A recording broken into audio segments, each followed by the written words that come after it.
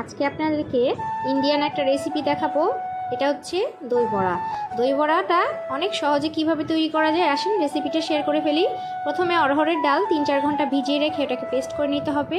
এরপরে পরিমাণ মতো লবণ আর 5-6টা শুকনা মরিচ আর 5-6টা রসুনের কোয়া একসাথে করে বেটে সেইটা 2 টেবিল চামচ পরিমাণ দিয়ে দিব, আর তার সাথে আস্ত কিছু জিরা দিয়ে দিব।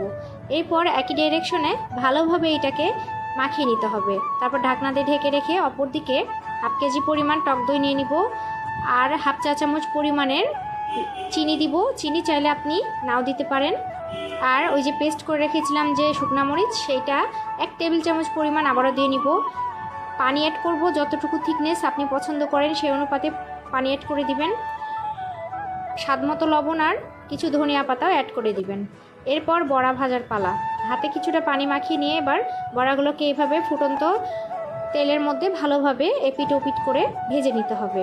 তারপরে বড়াগুলোকে পানির মধ্যে কিছুক্ষণ ভিজিয়ে রাখতে হবে।